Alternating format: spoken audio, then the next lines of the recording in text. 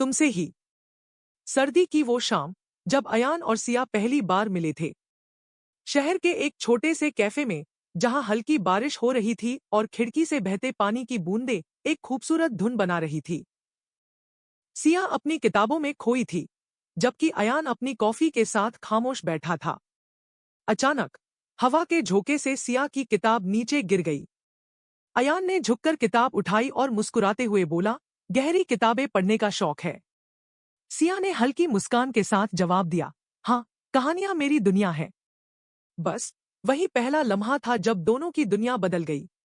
अयान को सिया की आंखों में कुछ खास दिखा और सिया को अयान की आवाज में एक अनकही कहानी महसूस हुई। प्यार की शुरुआत। अयान और सिया की मुलाकातें बढ़ने लगी। किताबों से शुरू हुई बातें अब ख्वाबों तक पहुंच गई थी। दोनों एक दूसरे की पसंद नापसंद जानने लगे। एक शाम, जब दोनों समंदर किनारे टहल रहे थे, अयान ने हल्की आवाज में कहा, क्या कभी सोचा है कि कहानियों की तरह हमारी कहानी भी लिखी जाए? सिया हंस पड़ी, शायद, अगर हमारी कहानी में सच्चा प्यार हुआ तो। अयान ने हल्के से उसका हाथ थाम लिया, शायद ये प्यार ही तो है। परेशानियों के बादल। हर कहानी में एक मोड़ आता है, और उनकी कहानी में भी आया। सिया के घरवालों को ये रिश्ता मंजूर नहीं था। उन्हें लगता था कि अयान उनके परिवार के स्तर का नहीं है।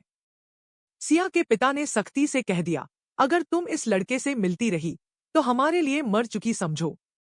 सिया के लिए ये फैसला आसान नहीं था। एक तरफ उसका परिवार था, तो दूसरी तरफ उसका प्यार। अयान ने उससे कहा, मैं तुम्हें खोना नहीं चाहता, लेकिन तुम्हें मजबूर भी नहीं कर सकता।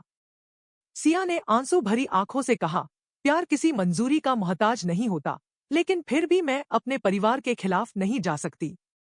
जुदाई और इंतजार। सिया को शहर छोड़ना पड़ा। अयान हर रोज उसकी यादों में डूबा रहता।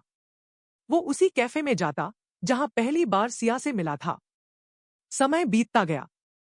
5 साल बाद, एक दिन अयान उसी कैफे में बैठा था, जब अचानक किसी ने पीछे से कहा, गहरी किताबें पढ़ने का शौक अभी भी है?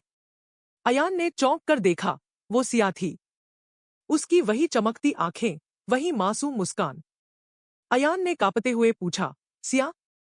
सिया ने मुस्कुराते हुए जवाब दिया, हाँ, और इस बार मैं हमेशा के लिए आई हूं। अयान की आंखें नम हो गईं। उसने बिना कुछ कहे सिया को गले लगा लिया।